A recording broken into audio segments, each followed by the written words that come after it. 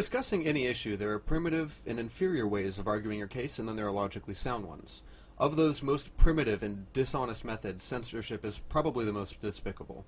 At least that by using logical fallacies and things like that, your opponent's voice can still be heard, but with censorship, that's simply not the case. So with that being said, let me introduce the creationist propaganda machine known as the Discovery Institute. The Discovery Institute is a black hole of stupid, and they're most recognizable by their frontman, attacked lemming Casey Luskin. The story basically goes as follows, for those of you who are unfamiliar with it. In the spring of this year, the beacon of journalistic integrity known as Fox News allowed Casey Luskin from the Discovery Institute to do an 8-minute hit piece on science and on evolution.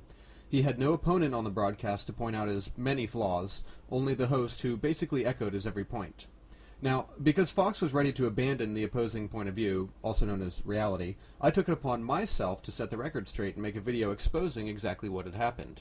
That video can be found here. Then, a funny thing happened. On June 11th of 2009, the Discovery Institute filed a DMCA takedown notice on my video to have it removed from YouTube and made unviewable. In effect, they censored me for disagreeing with them. But there are several problems with this. First is that the Discovery Institute didn't even own the rights to the broadcast. Fox News did. Secondly, in the DMCA, there's a section titled Fair Use, which outlines the exceptions to copyright law.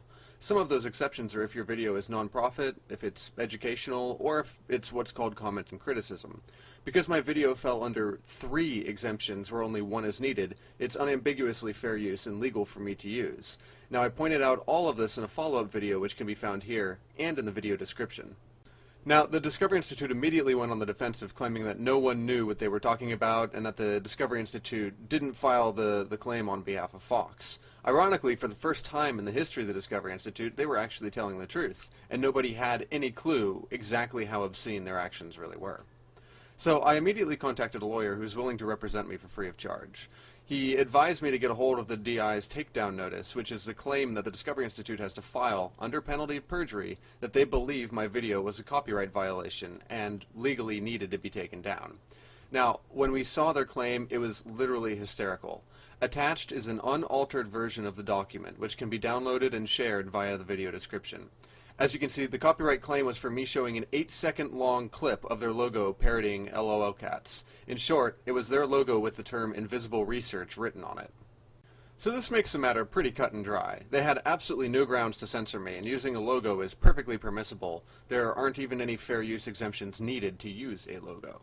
So their claim against me is not only dishonest, it's illegal, as the takedown notice that they filed is a legally binding document signed under penalty of perjury.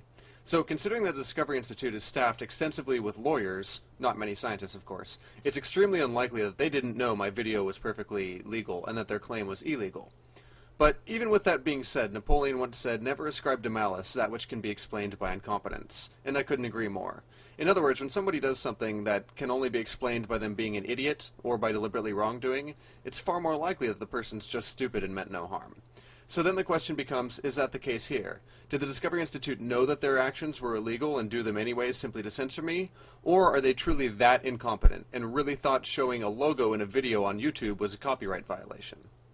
So how could we tell the difference?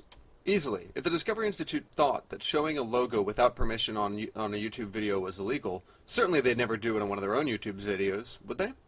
Well, here are the first few seconds from a clip of one of their own videos on YouTube. Here's the image used in the video, paired with PBS's actual logo. Pretty close, wouldn't you say?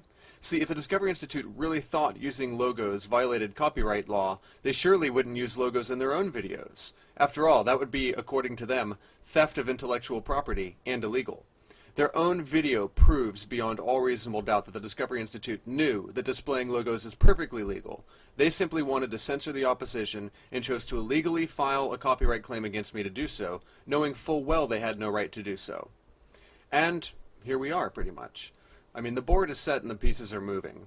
In the meantime, there are things that you guys can do to help.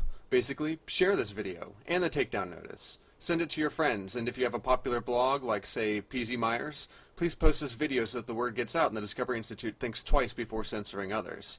Censorship is never a valid form of argument. It's used by the pathetic and the weak who know that they cannot win a fair fight. If your videos have been victimized by creationist organizations, read a paragraph or 2 of U.S. copyright law, and if your video falls clearly under fair use, fight to have it reinstated by having a counter notice. Thanks again as always for your time, guys.